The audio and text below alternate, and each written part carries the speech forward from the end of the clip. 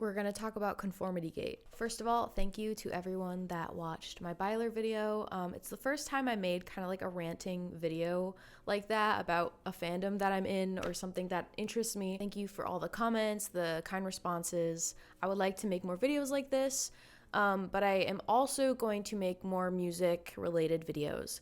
I originally built this channel years and years ago. I posted covers and I posted original songs. Most of those videos are privated now, but I am going to continue to do that. So if you subscribe to me for the fandom stuff and then you notice that I post a singing video and you're like, why is this girl singing? Just know I've always done that, and you don't have to watch it, but I would like to jump back into music. With that being said, I do have music out under my project name Angel Moss, so if you feel like looking up, I have 4 songs out currently under Angel Moss. If you're interested, I also have an old synth pop project called Minty. There's a lot more songs under that, even though I no longer make music under that name. So if you're interested, that is out there. I'm not going to push my music on everyone, but I want to do a mixture of like music related videos and then also this type of like discussion videos. All right, so let's get started. Also, as a side note, I can already smell the comments. Let it go. The Duffer Brothers are bad writers. Divorce Gate. Y'all are in psychosis. I hear you and I see you, but I'm bored. And the thing is that you're probably right. You're probably right, and we're probably not getting any more Stranger Things content, but let a girl have a little bit of whimsy. Let a girl believe in something that's probably not real, okay? Let's all just have fun. All right, that's all. All right. As you can see, we have our notebook here. This one we took some notes. Yeah. Before the finale came out, I saw a video of a girl on YouTube saying that she believed that Mike was under Vecna's curse. And that was before Conformity Gate stuff even happened. So I'm not entirely sure who came up with this, but to my knowledge, Conformity Gate was created either by a Twitter user or Reddit, and I'm not entirely sure. I tried looking it up, but it's kind of turned into a giant group project at this point. And if you happen to know in the comments, please comment below. I would like to credit them. After the season finale of Stranger Things aired, it has caused so much confusion and dissatisfaction from its fan base to the point where a lot of fans believed that we are under Vecna's curse. And that sounds insane. But given the context of the show, it's actually not all that crazy. The Duffer Brothers and the writers have confirmed that they wrote season 4 and 5 together, side by side. And they also wrote The First Shadow, which is the Broadway play that came out. The First Shadow play dives into Henry Creel's backstory, and Henry Creel, as we know, is Vecna. So knowing this, before we jump into Conformity Gate and like the theory surrounding it, you have to understand they have themselves confirmed, and they have said multiple times, season 4, season 5, and The First Shadow were all written side by side. For them to say The First Shadow play is important, go see it, and then have it not be up on Netflix for the fans to see it before season 5, a little suspicious, because it's all about Henry's backstory, and we're supposed to understand that to understand season 5. Funny enough, though, the season 5 we got did not at all touch on Henry's backstory like they said it would. It completely went off the rails into a completely different direction. They just announced, though, that The First Shadow play is in fact coming to Netflix after season 5 came out.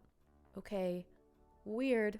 Even weirder that they had Jamie Campbell Bower, the actor who plays Vecna, on stage for when they're filming it. Okay. Maybe just a coincidence, like maybe just That's almost like they're merging our world and theirs, almost like Vecna said he was going to do. Good things end badly all the time. Think Game of Thrones. Think The Umbrella Academy. I didn't watch either of those, but from what I hear, it was bad. So many good shows or good movies I love end badly when they keep making more and more, okay? So like it's not a new thing. However, Stranger Things has a way of making you pay attention to the small details that end up having substance later. Season 1, 2, 3, and 4 all have details, foreshadowing, parallels that matter in the end and that answer questions in the end. So for Stranger Things 5 to not follow that formula made absolutely no sense from a writer's standpoint. If we go back to season 4, Vecna shows Nancy a vision. He shows her Hawkins on fire, Hawkins completely destroyed, both of her parents, Holly and Mike, either dead or injured or captured or whatever. We don't see clearly the vision that she has, but Vecna tells her this is going to happen. Her parents do get severely injured, sent to the hospital because of the Demogorgon. Holly gets captured. What happens to Mike? Nothing, actually. Nothing happens to Mike. In fact, Mike had the personality of a graham cracker this entire season. Vecna is many things, but he's not a liar. He usually shows you the truth or what's going to happen, right? He shows you like your inner insecurities, your fears, but he's not a liar. The fact that Nancy's vision comes to fruition, except for Mike Wheeler getting hurt, captured, killed, or whatever, it's very suspicious. Especially because Conformity Gate, at least from what it originated and what most fans believe, is that Mike Wheeler is the center of it. And that Mike Wheeler is the one being controlled or altered by Vecna. The way that the epilogue ended, Mike being the only one without a happy ending, Mike being the center focus point of this like weird, dreamlike, colorful epilogue, and everyone else having like a happy ending except for Mike, it makes you think. It makes you think. There's so many things in season 5 that do not add up, that do not make sense. But I'm going to go through the epilogue first. The epilogue starts and you see the title card 18 months later, and it shows you downtown Hawkins. As they pan over the downtown area of Hawkins, you notice that there's barely any leaves on the trees, like meaning that it's like fall, almost winter. However, you guys, this takes place in May. There should be leaves on those trees, and they should be green. Now you may think, oh, it's just a continuity error. Oh, they just filmed the wrong time of year. Here's the thing though, you guys. According to the documentary One Last Adventure, the Duffer Brothers were very conscious about what time of year it was, because they said that they filmed episode 8 out of order before they had finished writing it, that they had to film the scenes of Holly and Derek in the woods because it's summertime and it's supposed to look like summertime. You don't want to jump out of story order too much because actors will get confused as to where they are. They haven't experienced certain events or had certain emotions. But the elements of summertime look from episode 8 need to be shot now. So they're very conscious of what time of year it is. And yet they pan over Hawkins and we see dead trees. I don't buy it. This is supposed to be May. Even if they did film the wrong time of year, they can edit that shit. They had over a $400 million budget. When Holly's trying to escape, they edited out her Under Armour logo because her Under Armour was showing. They can edit things, guys. Even if they film the wrong time of year, they can make it look like summertime. They can color code the trees to look green. I can take a picture outside right now and make the nature around me a different color than what it is. Color grading. It is something that everyone can do. So I don't buy it that that was a mistake and that was just, oh, they got lazy. Guys, they had a $400 million budget. That's $500 million. You can't tell me they couldn't edit those leaves. All right, sorry, moving on. That's only the first thing. Then we cut to Robin. She is in the WSQK studio. She says, "This is not the Hawkins I remember." And also, Steve is not with her, which is a little odd because we have been shown that Steve and Robin are always working together. They are a duo, and he's not there. In fact, Steve is a baseball coach now. A lot of people thought that was weird because he doesn't play baseball, but he was seen with a baseball bat in seasons 1 and 2.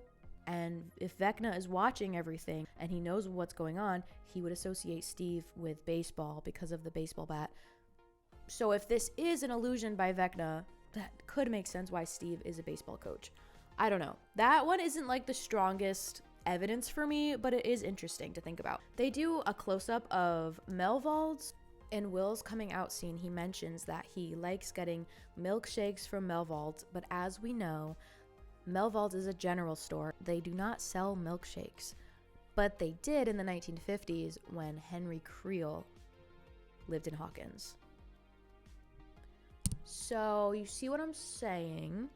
If Henry Creel, if Vecna is watching and he's picking up these details and he's creating a false narrative or a false story for us to watch, it would make sense that he would recall getting milkshakes from Melvald's, but Will has never gotten a milkshake from Melvald because it's a general store that his own mother worked at for years. They wanted us to notice it. Melvald General Store. The kids, as we know it, they're graduating, and they say that they are the class of 89. It is supposed to be 1989. But Netflix released official graduation merch, and it said the class of 87 on it. I guess this could be a mistake, but it is a weird mistake to make. Are they graduating in 87 or 89? I don't know. We see Max skateboarding. Now, considering this is a science fiction show where they defeat monsters and that kids have magic powers, I'm not gonna dox them too hard for this, but the fact that Max is able to skateboard after being nearly paralyzed and in a coma for 18 months, guys, I think it would take a lot longer for her to heal and be able to walk, let alone skateboard. It is a little bit suspicious to me. Not only that, but the bottom of her skateboard has a spiral on it, which looks a lot like the spiral above Mr. Clark's bed, which also looks a lot like the mandala that Robin and Will found in the woods, which also looks like the spiral in Will's painting. It's probably a coincidence, though. When we see Joyce and Hopper with Will taking the graduation picture, Jonathan wants to bring in the light, have better lighting for the picture, and Hopper goes, "It's not the Godfather." It's not the Godfather. In a way, this feels like he's kind of commenting on the show itself. There's a few meta references like this in the epilogue that kind of make you think, And then he says to Jonathan, "You get one more take." You get one more take. You get one more take. This is another thing that pops up a lot. One more take. He tells Jonathan, "You get one more take." Keep that in mind. Joyce gets a phone call, and it's Karen. She's calling because Mike is missing. This goes back to season 1 when Will was missing. It's a parallel. When Joyce called Karen and Will was missing, now Karen is calling Joyce. She says Mike is missing. In season 1, Will was missing, and he was in danger, and he almost died. And now Mike is missing. Could he be in danger? I don't know. I mean, we don't see it. But there's a lot of things we're not being shown. I don't know. I'm just saying. It's an interesting parallel to have. We see Mike sitting on a bench. He's ruminating. He's sad. He's sad that 11 left. He says he can't move on. Hopper sits next to him, and he tries to console him. And he just tells him, hey, you got to move on, basically. Hopper is the chief of police of Hawkins again. And as we know, Hopper dies in season 3 in the mall fire. And even when he came back to Hawkins after being in Russia, he did not become the chief of police again. The town thinks this man is dead. The town thinks Hopper is dead. So when did he become chief of police again? I guess he could have went back into the office and said, "Hey guys, I'm alive. Can I have my job back?" And they said, "Okay, cool, chill, man." But it doesn't seem very likely, especially because he was keeping such a low profile the past few seasons because he was trying to protect Jane. I don't know. It feels too cookie cutter, too perfect, too convenient. I don't know. That's just me. So let's go to the graduation. The gowns are orange. They are supposed to be green. In Nancy's book, she describes them as that awful green color. These gowns are supposed to be green. However, they were orange during Henry's time. All right. It shows the audience all sitting like Henry. Not just the graduates, but even the audience behind them, the family members, the friends. They're all sitting with their hands in their lap in perfect uniform, just like Henry. That's Henry's thing. He's always doing the... You're telling me all of those people just sat like that, just by coincidence? Everything is directed. Everything is intentional. There is someone on set going, "Okay, guys, everybody put your hands in your lap like this." So the fact you're telling me that all of those actors just happened to sit like that and it didn't mean anything. Nancy also looks like her mom now. She also has the side part, also like Henry. It's just a little bit sus, especially because both Mike and Nancy have stated they don't want to be like their parents, and they all kind of look like each other now. I don't know. Also, there's a man holding a camera, and he has a shirt that says Duffers on it. Now, this could just be a cute little cameo reference. However, a lot of people have pointed out that they think this is like another meta reference. The Duffers are filming us. Like, we're the joke in this scenario. Dustin is valedictorian. And he's a very smart kid. He excels in his science classes, right? I don't think he can be valedictorian because, as we know, Susie was helping him cheat. In season 4, Susie helps bump up his grades, right? I don't think this boy would be valedictorian because he wasn't excelling in all of his classes. Also, season 5 started out with Dustin being completely distraught and grieving the loss of Eddie. I highly doubt that Dustin was studying. Like, I highly doubt Dustin had the time of day to care about school. Dustin was not acting like himself. He was trying to act like Eddie. He was grieving Eddie. I don't think that Dustin would have been studying and excelling in his classes, especially while grieving Eddie. It doesn't make any sense. Dustin now versus Dustin in the beginning of the season. Like, you're telling me he's valedictorian? All right. He makes a speech. He says, "Screw conformity." And he rips off his robe and to reveal a Hellfire shirt. And it says, "Hellfire lives." And a lot of people pointed this out as like Conformity Gate is real because his shirt is different than the Hellfire shirt. This to me is not a telltale sign because to me it gives DIY shirt that he made. The shirt itself doesn't bother me that it's different from the original Hellfire shirt. I will say though, it is weird as hell that the whole town totally forgave Hellfire Club and it no longer is an issue. Because as we know, in season 4 and the beginning of season 5, Dustin was still being ostracized for being in Hellfire and wearing the Hellfire shirt to school. He was beat up by bullies over it. The whole town still thinks that Eddie Munson is a satanic murderer. So you're telling me in that 18-month span, the whole town forgave everything and now thinks that D&D is cool and that Hellfire Club is cool and all is forgiven and the bullies went away? I don't buy it. I don't buy it. That's just too convenient. Where did all the bullies go? The bullies almost killed Dustin in episode 1 of season 5. But now the whole school is cheering. Be like, woo! Screw conformity. Yes, Hellfire. Like, sure. Sure. Okay.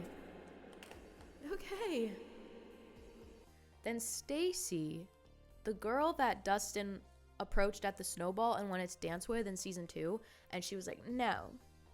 She came up to him and was like, wow, that was really cool. You guys want to go to my house for a party? Again, weird that she now likes him or wants to hang out with him, considering that these boys have been bullied their entire lives and they have never been considered cool. Also, again, Hellfire has not been accepted at all by the general public. So the fact that Stacy now I don't know, it's weird. But, you know, it's not weird is that at the snowball, remember how the season 2 ends? Every Breath You Take by the Police are playing I'll be watching you. And it's like, it's all cute. All the kids are dancing. And then it pans to the upside down and you see the mind flayer. I'll be watching you. You see what I mean? So if Vecna was watching during the snowball, it would make sense he remembered Stacy's face and then picked her out of all people to go up to Dustin and be like, you want to come over my house? I'm just saying, if this is Vecna's vision, it would make sense that he just pulled a random girl from the snowball dance to put into the scene. And it's just weird because I don't think Stacy would have actually talked to these boys. At least I don't think so. I don't know. Hey, whatever. But Mike says, no, let's go play D&D. I have a better idea. Let's go play in D&D. Then we have the scene with Nancy, Jonathan, Steve, and Robin on the rooftop. When I was rewatching it to take notes, I skimmed through the scene because it's so boring and drawn out and like feels weird. I hate it. I'm gonna be honest, I hate it. The whole thing feels so weird. None of them seem like themselves. Also, what did they do to Robin? What did they do? They took away her swag. She looks too straight. She mentions Vicky like in an offhand comment about overbearing partners. Oh, this is hell. What do you mean? Vicky is the girl of Robin's dreams, and she wanted her so bad, and they got together, like, and then she was telling Will all this stuff in season 5 about like, oh, Vicky's my person. Oh, but now she's overbearing?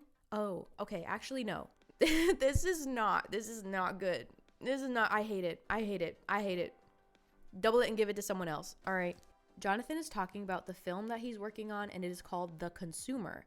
And he says, the more it eats, the hungrier it gets. And this is another comment about the audience, I believe. We are the consumer. The more we eat, the hungrier we get. I mean, the show literally ended and we're like, no, there has to be more. Because this doesn't make any sense. I do think that was a jab at the audience again. Also, they talk about going to Philly and maybe meeting up once a month. Now, the Stranger Things official account, like right after the finale ended, they were like uploading photos every day. And they uploaded a photo of these 4 actors. The caption said, "Meet me in Philly," which made me think of the quote, "Meet me in Montauk" from Eternal Sunshine of the Spotless Mind. And that is one of the biggest movies that inspired season 4 and 5. We're going to get into the movies thing, but I'm just saying that as a side comment, that caption reminded me, meet me in Montauk. Also, what was Stranger Things before it was Stranger Things? It was called Montauk. And then they're meet me in Philly, meet me in, you know what I'm saying? I don't know. Maybe that's just a reach, but it's something I did pick up on and I was like, And then we go to Enzo's. Hopper and Joyce are finally getting their date. After they've been talking about it. They've been talking about it since season 3, but we finally see them at their date. To be honest, Enzo's is kind of like a cursed place because anytime 2 characters say they're going to go to Enzo's, it never ends up happening. But apparently it happens now. I do want to point out that this TikTok creator I saw, Whitney Wickham, she has a lot of really good takes. But anyway, she pointed out that the chandelier in the restaurant is the same chandelier as in the Creole house. So they finally get their date at Enzo's. Hopper orders the wrong thing. Hopper reunites with Joyce. In season 4, in Russia, they talk about what they're going to order when they go to Enzo's. Hopper says he wants to order veal, lasagna, and a nice bottle of Chianti. Chianti? Whatever. They wanted us to notice that in season 4. I promise you they did. Because Enzo's is cursed, okay? Nobody ever gets their date at Enzo's. But they finally do, and Hopper orders the wrong thing. He orders a Cabernet Sauvignon and caviar. And again, you can just say, oh, whatever, a continuity error, whatever. Guys, season 4 and 5 were written together. They were written together side by side. Why did he order the wrong thing? They finally got their Enzo's date after talking about it for 3 seasons straight. And he orders a different thing than he said. Like, I don't know. It feels intentional. There seems to be a lot of focus on these little details. Also, there is a lot of exit signs being shown in these shots. And you can say, oh, that's just, a coincidence. That's just where it was filmed. When it comes to filming and framing and setting up the camera, it takes a lot of work to set up your camera, your mics, everything. It takes a long time to do that. So every shot is intentional. I hate to say it. I hate to tell it to you. If you don't know anything about film, it does take a whole freaking long time to set everything up and get the shots you want. Exit signs are shown everywhere throughout the epilogue. There is an exit sign above the waiter. Hopper proposes to Joyce. It's the exact same ring that Jonathan was going to use to propose to Nancy. They showed it up close. It is the same ring. Why is it the same ring? $400 million budget, by the way. You can't tell me they couldn't borrow another ring for the shot? No. This is, guys, a close-up shot of the ring. And it's the same one. Why? And then a woman comes out and starts singing At Last by Etta James. Now, this is just like a side note. This isn't like this is evidence. It's just like something I noticed. There's so many songs about dreams or mention dreams. And in the song At Last, there's the line that's like, I found a dream to press my cheek to. Like, there's a lot of mention about dreams. Dream a little dream of me. Like that song being the one that sets Victor free from being killed by his son. And then like Alice going into the house being like, this is like a dream. Like there's a lot of like talk about dreams and like it's like we're in a dream. Like the song At Last plays, and I know it's just like one line in the song about I found a dream. I'm just saying it is interesting that there's a lot of talk about dreams and things not being real. Thanks for looking out for us. Sweet dreams are made of this. We are marked in discipline. A trapping the world and the seven seas. Everybody looks for something. Now we are shown the kids in the basement playing D&D one last time. Mike says, Will the Wise is our last hope. I'm just saying, maybe I'm reading too much into this. Maybe I'm too Byler-pilled, but like if Mike is being Vecna'd and he's being shown a false reality, Will would be his last hope. I'm just saying. The kids admit their defeat and they're like, damn, there's nothing else we can do. And then Max says, so after all that, Strahd Van Douchebag wins? This game is bullshit. I want to point out too that Max has never played D&D. She does not care about D&D. In season 4, when Dustin was trying to recruit her to play D&D in Hellfire Club, she made fun of him and she skated off. This girl did not give a shit about D&D. And hey, maybe she does now, and that's cool, but it is out of character, I will say. I don't know, and all of a sudden she's like really into it now. I don't know. Okay, and then she starts getting angry and throwing things around and breaking things. This is also out of character for her because she never wanted to be like Billy, and Billy would throw things around and break things. It almost seems like everyone here is not themselves. Will does summon the mage, and he opens the portal, and they defeat the bad guy. Woo! They won D&D. Woo! There are what's-it games behind these kids. It's something you could easily miss. But a lot of people have pointed out that there's a board game called What's It, and it is shown behind the kids in the basement. And where have we heard that before? Mr. What's It, aka Henry, aka Vecna. He's Mr. What's It. Why are there What's It games in the shot? If Vecna is dead, if he is gone, why are there What's It games planted in the set?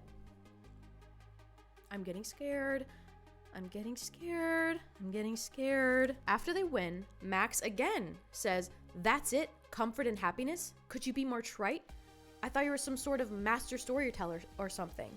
And again, this is making fun of the audience. This is making fun of us. Because that is exactly the reaction we had after this cookie cutter finale. After the elaborate build-up across 5 seasons, we get this pathetic 5-minute fight where nobody is harmed and Vecna just dies. And that's it. That's it. Aren't you some sort of master storyteller? It's the Duffers either making fun of themselves or pointing a finger at us, or they're trying to lead us somewhere and make us think. I don't know, guys. I'm just saying, it's a little funny that they did that. This end is Mike, the storyteller. He's telling them all like what happens and how the story ends. But wait a second. It was either in Shock Jock or Escape from Camazotz. I don't remember 5 or 6 which one it was. But 11 tells Mike, this isn't one of your campaigns. You don't get to write the ending. And yet we're shown Mike writing the ending. She says to his face, this is not one of your campaigns. You don't get to write the ending. And yet then they proceed to show us exactly that. Mike is writing the ending. He says Max and Lucas, they fall in love, they stay together, they're shown at the movies, very cute. They show Dustin deeply devoted to his studies. Okay, then they show Will at a gay bar, which is so, like, don't piss me off, don't piss me off, don't piss me off, don't piss me off. I don't have a problem with Will being at a gay bar. I have a problem with them reducing Will Byers to his sexuality. No. Show him at art school. Like, show him making this beautiful mural or something. Like, show him doing something that he loves. Please, for the love of God. You're gonna just tell me Will Byers goes to a gay bar and maybe gets a boyfriend. Absolutely not. I'm sorry, no. I'm sorry, no. I'm sorry, no. I'm sorry, no. That's like, sorry. I'm gonna go in and I'm not trying to make this another like Byler rant video, but come on, guys. There's an exit sign above Will's head. There's an exit sign above Will's head.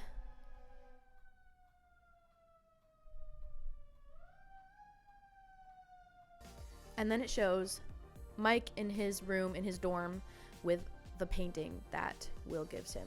And then when he's talking about Elle maybe surviving, which we all know is not true, but he talks about maybe Elle escaped, maybe she survived, and it only shows 2 waterfalls, not 3. He always said that there would be 3, but there are only 2. And then Karen tells them it's time for dinner. She doesn't have her scars anymore. Karen Wheeler has been ripped apart by a Demogorgon, barely surviving. And now all of a sudden she has no more scars. Even though earlier that day she did. I'm scared. Guys, I'm getting scared. I'm getting freaked out. And then Mike is shown going up the stairs, and it's blue and yellow. That's not the normal basement colors, guys. It's blue and yellow. Weird. And then he goes up the stairs, and then the door closes, and then it shows the door, and it fades out. This looks just like the scene in The Truman Show when Truman finally escapes, and he goes up the stairs and out the door. And guess what, guys? The Truman Show is also a huge inspiration for this season. For each season, they have like a big inspo board of like movies and shows and media that inspired them in the writing process. The Truman Show was a big one for them. I'm just gonna say. Also, can we talk about the fact that the soldier knew Mike's name? And he shouldn't have? Yeah, I don't know. It does feel like The Truman Show. Then the credits roll and we hear Heroes by David Bowie. Now, why is this important? Because they have played Heroes twice before, and this is the third and final time that we were all anticipating. Originally, you know, we thought Heroes was gonna play when like Mike and Will kiss or something. Like a lot of us Bylers like anticipated Heroes in some sort of like Byler scene. But no, we get it in the final credits. But here's the catch. Every time this show plays Heroes, it is a fake out. The first 2 times that Stranger Things plays Heroes, it is a cover of beautiful, like emotional, stripped down cover by Peter Gabriel. And in both times, it signified a fake out death. The first time we hear it is in season 1 when they find Will's fake body in the quarry. The second time we hear it is at the end of season 3 when the Byers are moving away to California and Mike comes home and he hugs his mother. We read Hopper's letter and it was very sweet and very beautiful. They played it because Hopper was believed to be dead, but he's not. 2 fake out deaths. And the third and final time they play this song, it is the original David Bowie version, but it's after the ending, which is supposed to be like happy and good and resolved. Unless it's not. Unless it's another fake out. And then there were like a few little weird clues and stuff in the credits themselves. It was a bunch of like sketched photos of the characters and scenes. It said JK95, which people thought, oh, maybe there's an episode 9. It means there's an episode 9. I'm going to be honest, I don't think that there's an episode 9. Personally, if there were going to be more Stranger Things content, I think that they would either have a movie or even like a separate secret season. And I know that sounds really far-fetched, but think about it. They filmed over the span of an entire year with over a $400 million budget. They said they wrote it in 2022. And yet they come out with this documentary being like, I don't know what we're doing, you guys. We haven't written it yet. Unless they filmed the real ending first, and then the fake one was just kind of like a last minute thrown together thing. I don't know. I'm just saying, I think it's more realistic to expect like a movie or something. But maybe it's not realistic to expect anything at all. And then at the very, very end, after the credits roll, we are shown really beautiful, like old, like novel style, like fantasy novel style art of the Mind Flayer and the kids on the bikes. And right next to it is a D&D die, and it has the number 7, rolled a 7.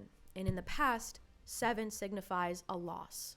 Because remember, in episode 1 of season 1, I rolled a 7. Will said that to Mike. He rolled a 7, the Demogorgon, it got me. So in the past, rolling a 7 means you lose. So the fact that the credits roll and it ends and then it just shows a piece of dice that says 7 on it. The actors themselves have said things that are kind of suspicious. When Millie was asked to describe the last season in one word, she said meta. And now a lot of us have seen that clip and it's really hard to find now. And if I can find it, I'll insert it here. But it has since been scrubbed from the internet, it seems. A lot of us remember seeing that, though. She said it was meta. When Caleb was asked to do the same thing, he described it as traitor. And yet, we weren't really ever shown a traitor, to my knowledge. I don't think we were shown a traitor. And then, also, David Harbour is shown at some sort of, I don't know if it was a convention or what, but he was shown saying, the finale has a real ending. Season 5 has been announced to be the last season of Stranger Things. But the beauty of it is there's a real ending. Stranger Things will end in a very real way. In an interview, Finn said that you know, they were afraid of the show ending like Game of Thrones and having a bad ending, right? And he says that we go against that. We rewrite history. And some people were mad about the last episode of Game of Thrones, and this is the thing that kind of retcons that. We go back. Exactly. We go back and we rewrite history. Rewrite history. Remember when Hopper said you get one more take? Also, a character in the first Shadow, I don't remember which one it is. Again, I haven't seen the play, but one of the characters in the first Shadow says, verbatim, what are you gonna do? Rewrite the ending? Guys, I feel like they're playing in our faces, you guys. They're playing in our faces. What are you gonna do? Rewrite the ending? The finale has a real ending. You rewrite history. You get one more take. Do you see what I mean? Do you see what I mean? Do you see what I mean? Do you see what I mean? I'm not a science person, so I'm not gonna be your go-to person for that. But there's also a lot of discussion about exotic matter, time loops, and quantum leaping. Because Nancy, Jonathan, Dustin, and Steve are in the lab in the Upside Down trying to look for clues and trying to understand what to do about the wall. When Dustin finds Dr. Brenner's journals and he sees the sketch of the wormhole and he figures out that the Upside Down is a wormhole, there's like a whole other scientific discussion about that, and a lot of people have pointed out that that could be a time loop. Again, I'm not your science person, but there are so many people that have come out with really interesting like breakdown videos about that and what quantum leaping could mean. It doesn't necessarily have to be time travel, but it's kind of like that, like you can like move from dimension to dimension, which could explain like this being an alternate ending, especially after Nancy shoots the exotic matter. Everything after that just kind of goes to shit. It's possible that her shooting the exotic matter put us in some sort of time loop. The Duffer Brothers said that like they knew the whole time that the Upside Down was going to be a wormhole and it was like this big deal, but then they waited until the very last season to tell us that and then didn't really do anything with that. Unless they did and we haven't seen it yet. I don't know, but like they made a huge deal about this Upside Down being a wormhole just for it to not really matter at all. Even though Volume 1 was objectively like the best volume that came out of Season 5, I liked Episode 5, Shock Jock, which is part of Volume 2. I thought it was pretty good. But everything after that just falls flat. But if it all happened because Nancy shot the exotic matter, it could mean something. Okay. Let's talk about the first Shadow play. I haven't seen the first Shadow play, but I know some things that happened in it, and I also I watched the documentary Behind the Curtain of the first Shadow, and that is honestly, that documentary is what really pulled me back into Conformity Gate after I had given up on it, because the documentary One Last Adventure, which is about the making of Season 5, versus the documentary about making the first Shadow, the difference is like night and day. It's crazy. After watching the documentary about the play, that's what convinced me that One Last Adventure must be a mockumentary. Because there's just no way that these are the same writers for both things. In the first Shadow play, it is a play about Henry's backstory, and a big theme in that is actually love. His love for Patty Newby, which we're not shown in the show. And if you did not know anything about the play and you watched Season 5, you might be confused because you're like, what? They didn't show us anything about that.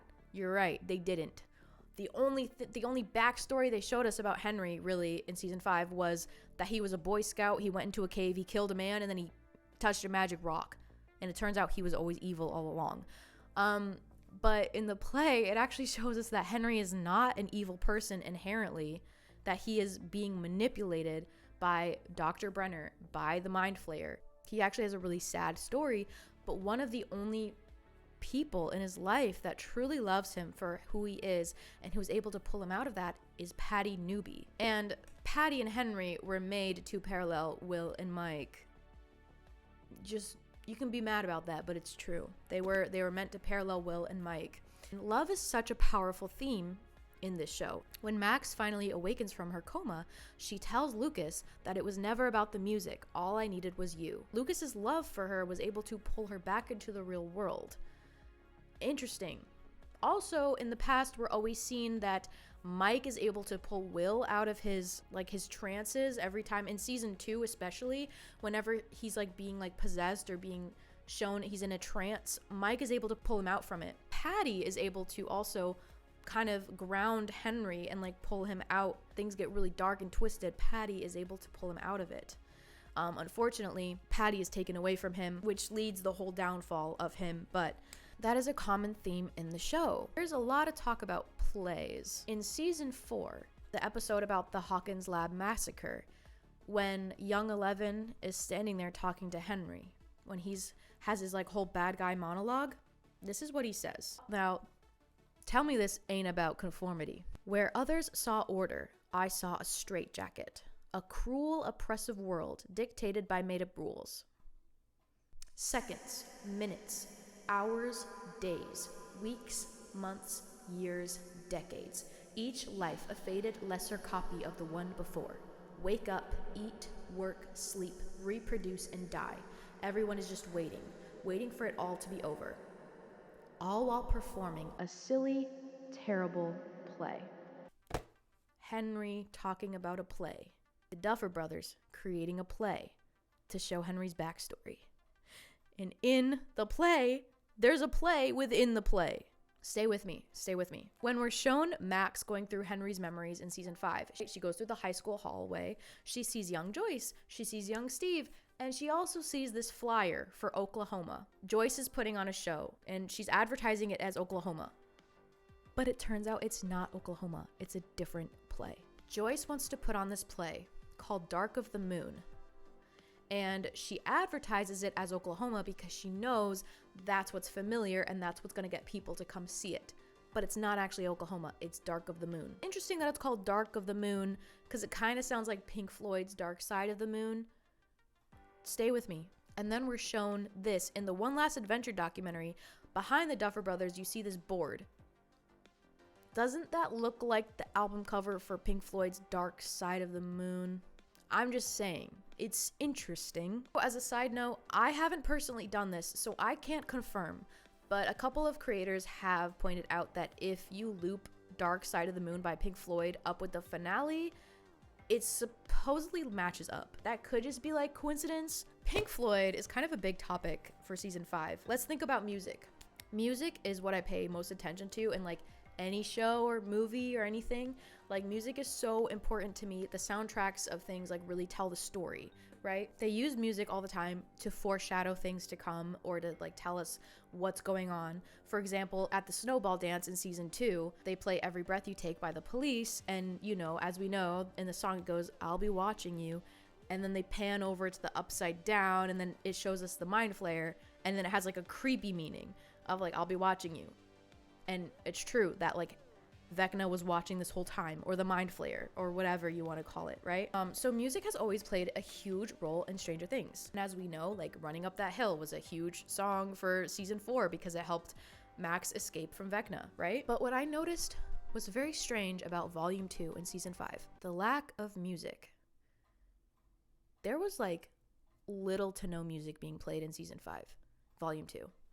Which was extremely suspicious. In the official WSQK soundtrack that came out, most of the songs on the soundtrack were not in the show. A couple of them were, like Upside Down by Diana Ross, and I think We're Alone Now by Tiffany, but most of the songs were not on the show. But one song on this album in particular I want to talk about is Another Brick in the Wall Part 2 by Pink Floyd. This show references this song constantly, and they never play it. And the fact that they haven't played it is what keeps me up at night and is what's keeping me on this Conformity Gate train. In the WSQK station, hanging on the wall, we're shown the Pink Floyd The Wall poster. It's shown behind Steve when he's talking to Nancy, I think. I don't know. Also, Ross Duffer did post it in his behind the scenes of like filming season 5. He posted a picture of it, which means it's probably important. When the epilogue starts, after we are shown Eleven and Mike's goodbye, and it fades to black. When the epilogue starts, you hear a heartbeat, and you hear ticking that sounds like a clock for just a moment. And then we're shown someone hammering a brick into the wall. When we're shown Mike's dorm, when he's typing on his typewriter, on his wall, he has a Pink Floyd banner with a brick wall behind it. That is the 4th Pink Floyd reference for this song. Why reference this song so much and even include it in your soundtrack and not have it in the show? But then you look up what the song means if you don't already know. It's about fighting oppressive systems. It's about fighting conformity. Do you see what I'm saying? Dustin's speech, Henry's monologue, A Wrinkle in Time, which is the book that Holly and the kids are reading. That's why they call Henry Mr. What's-It, because they're like all reading this book. Wrinkle in Time is about love setting you free from conformity. Stranger Things has always been a show about freaks, about nerds, about geeks, about kids who are being bullied. It has always been anti-conformity. From the beginning of time has been about fighting conformity and being the loser and being the freak and celebrating that. So the fact that they ended this show in the most basic, bland, unseasoned chicken way to appease the conforming audience, to appease the general audience that doesn't give a shit about like reading the subtext and the deeper meaning of the show. They made a bland ending and they even made fun of us during it, and they're still talking about conformity. They end it like that. Like, this is what keeps me up at night. This is why it bothers me so much. This is why I'm like, this feels like there's something missing. There feels like there's something more to come. Because why do you keep talking about it? Why do you keep referencing fighting conformity if you're just gonna end it like that? The Duffer Brothers have either lied to us back then or they're lying to us now. Because they have told us that they have written season 5, that they had it all planned out, and that they wrote it back in 2022, and that they always knew how it was gonna end. But in the One Last Adventure documentary about the making of season 5, they're like acting dumb and acting clueless and acting like it's their first time ever writing something. And they're like, yeah, I don't know, there might be demo fatigue, you guys. We can't have Demogorgons in the final fight. They're either lying to us about them writing it and having it completed back then, or they're lying to us right now by saying that they don't know what they're doing. Especially in a show that has taught us to pick up on these details and to pick up on these parallels and foreshadowing and this symbolism, for them to just throw it out the window. And also, like, they worked so hard on this play and really wanted to tell Henry's story in a specific way, and they said that it was going to be really important for season 5, just for them to totally go the opposite direction and not actually show us Henry's backstory in season 5. Except, they just announced that they're going to officially release the first Shadow play on Netflix. So the rest of the audience, including me, who haven't seen it yet, are finally going to be able to watch it. But why now? Why wait till after the show ended to show us all the missing pieces? Unless it was supposed to connect to something else that we haven't seen yet. Okay, my camera died, so I took a little break. I had a little snack. Let's get back into it. There are so many weird inconsistencies in season 5, as we know. A big one that I haven't even mentioned yet, the dial. This is the other thing that is keeping me on this bus. The dial in the radio tower changes color halfway through the season. And normally, that, you know, you could say it's a continuity error. However, we know that they can go back and edit things. If it is simply an error, they can go back and change the color back to normal, but they don't. It has been over 2 months since the show ended. It is light gray in the beginning of the season, and then halfway through it turns red. That is no mistake. And they even emphasize it on this official Stranger Things art poster for Shock Jock. Is right there in our faces. They zoom in on both of these shots, and they have been telling us from the beginning to pay attention to these details, because when Holly and Max are going through Holly's memories and she's in the playground, she points to the little merry-go-round thing and she says, that is wrong.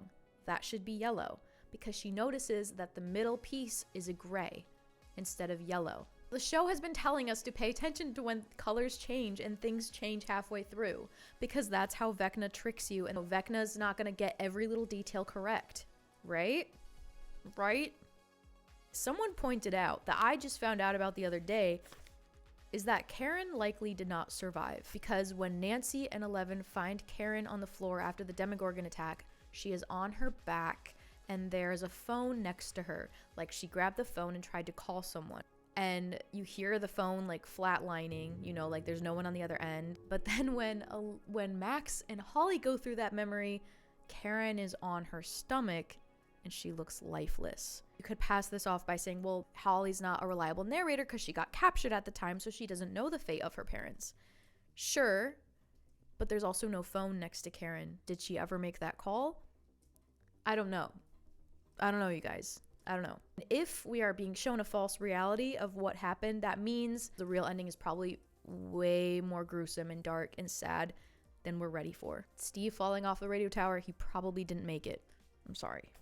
All throughout season 5 also, the characters keep saying, we're missing a piece of the puzzle. Is Vecna messing with us? It feels like we're in a dream. Like they keep going back to this fact that they are all confused and they cannot figure out what is going on. And when Hopper says it feels like there's a missing piece of the puzzle, you guys tell me if I'm wrong about this. But the ending that they gave us, to me, it did not resolve anything or like tell us what that missing piece was. Because if the missing piece of the puzzle was simply that Henry was a Boy Scout and he was secretly evil all along and he willingly went through with the Mind Flayer's desires, that's the missing piece of the puzzle. Doesn't really make sense to me, especially because that missing piece is totally opposite of what the play told us about Henry. So like, if there is a missing piece of the puzzle to the story, what was it? Because I don't think I saw it in the end. Also, can we talk about the advertisement for this season? They bought out a radio station, a real radio station, 94.5, I believe, for the WSQK. That's another like meta thing they did, is that in our world, in real life, you could listen to the WSQK playing every day. They played it all throughout, like when volume 1, 2, and 3 came out, and it's very interesting. The hosts of the radio station are called Mindy Flair, aka Mind Flayer, and Vance Goodman. And Vance, you switch the letters around, it's Vecna. You see what I mean? Vecna and the Mind Flayer are in control. I'm not taking any credit for this. I'm gonna insert a few clips of some of the WSQK broadcasts matching up with the episodes. My jaw was on the floor when I came across this video.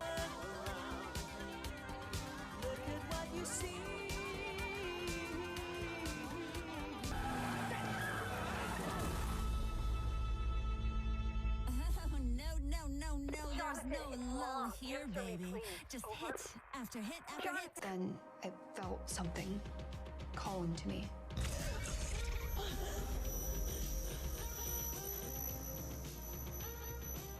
Her hair blew in the wind and she just looked perfect. We're through.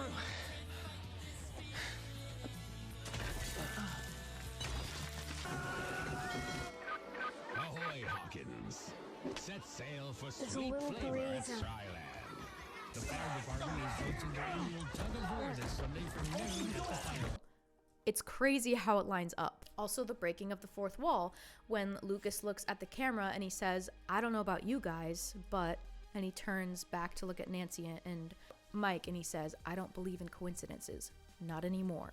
And there's another instance in season 5 where they break the fourth wall when Will is going through Vecna's mind to try to help Max and Holly escape. He says, run. But he looks straight at us, the audience, when he says run. We're going to go through a few other things that are weird about season 5 that have been pointed out by many people. The fact that they forgot Will's birthday in season 4. Will's birthday is March 22nd, which is the exact same birthday as Henry's birthday. Okay. Who was in the woods with Max and Holly? When Max and Holly are in the woods talking, and then you hear like a twig snapping as if someone's watching them, and then Max says, we gotta go, we're not safe here. We're never shown if someone was there watching them. It's also odd that they showed the finale in theaters, and I do find it odd that such like a money-hungry corporation that Netflix is would allow one of their biggest shows ever to the finale to be shown in theaters, meaning less people are streaming it on Netflix. Also, they showed Lover's Lake being moved. Ross Duffer like posted a picture of like behind the scenes, and one of them being Lover's Lake being in a different spot than it's ever been. But we weren't even shown Lover's Lake in season 5. So why was it important for them to move and change the location of Lover's Lake if you were never going to show us?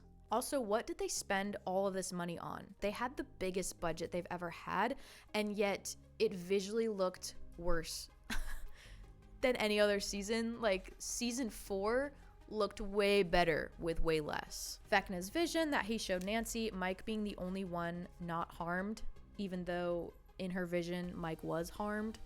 That's a little suspicious. We're never shown that vision. We're also never shown what Will saw and like what scared him so bad to come out, because that ended up not even needing to happen. The official script for season 5 is coming out in the summertime. Special Funko Pops and like other merch items for season 5 are not coming out until the summertime. Why wait so long after the finale ended? Oh, also, in the official Stranger Things cookbook that's coming out, it's been leaked for one of Karen's recipes. In the cookbook, it says Mike and Holly are in the Upside Down. Except Mike wasn't in the Upside Down. Unless he was. Unless he's captured. Unless we're not being shown what's really happening. Why does it say that Mike and Holly are captured in the Upside Down? In the official Stranger Things cookbook. Why? Derek is being shown playing a video game called Ghosts and Goblins. And basically, it is a game where after you beat it, you have to go back and play it again to get the true ending. A game where you have to play it twice in order to get the true ending. You get one more take. What are you gonna do? Rewrite the ending? Rewrite history? I don't know. Why does this topic keep coming up? Why did Joyce forget Will's age? She said he was 11 when he went missing. He was actually 12. Why was Mike acting so weird in season 5? Why did he seem so out of it? Why was he always drinking coffee and zoning out? In the documentary of One Last Adventure, it shows a Back to the Future poster of Steve and Dustin, and it says back to the right side up. There's so many weird inconsistencies in season 5 and plot holes and unanswered questions that they specifically planted there just to never pick it back up again. And you can only say it's coincidence so many times, and you can only say it's a continuity error so many times until it's not. It's so hard for me to accept that this is what they came up with when everything is laid out perfectly for them. So many fans have come out with a rewritten ending that is so much better and ties up every loose end.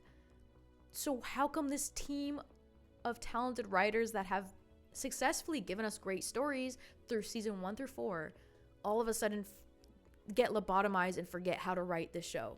Forget all of their characters. Forget everything that they set up. The mistakes at this point seem calculated. They seem placed there for a reason. I'm well aware that nothing might come out of this. I'm well aware that it is possible that they genuinely just discarded whatever story they were building up and they wrote this bland one instead because they were afraid to take a risk or something. I don't know. I'm well aware that this could really be the real ending that we got, and that is really unfortunate. However, this has shown me is how talented and creative and intelligent the Stranger Things fan base is. And so many theories coming out and people pointing out the littlest details in the set design and bringing that to the light and saying and like connecting all the dots has been so much fun to be a part of and to witness. I'm gonna put a bunch of creators up on the screen. If you are interested in getting into Conformity Gate or even just learning about these theories because they're really fun, I'm gonna put a bunch of creators on the screen, ones that I really like when it comes to Conformity Gate. I don't know what to believe at this point, and that's why it's been so fun. And I know they're coming out with that animated show, Tales of 85. I'm fully aware that we're probably never getting any sort of answer to season 5. We probably don't have a secret movie or secret season or secret 9th episode. I'm well aware of that. And if nothing comes of it, I will forever mourn what Stranger Things could have been in the end. But no matter what happens, I've been having so much fun delving into these theories. Also, you would have thought that 2 months post finale that this would have completely died out, but people are still coming up with new theories and noticing more and more things day by day. Every time I open TikTok, I'm seeing a whole new theory and a whole new thing that I never thought about. It's so cool. It's awesome. And Honestly, I've been talking for 3 hours at this point. I don't know how I'm gonna edit this down. I also don't even know if this video made any sense at all, because I feel like I've been talking in circles. So yeah, I hope you enjoyed this video. I hope to God it made any sense. I'm gonna be honest, you guys, I don't even know what I was just rambling about for 3 hours. I don't know if I've said a single thing. I said a whole lot of nothing. But I hope you enjoyed this video. I would like to make more videos like this. Also, perhaps I'll show you the song I wrote about Byler if anyone cares. I don't know. Please let me know in the comments if you have more to add to this. All right, yeah, cool. Bye. Over and out.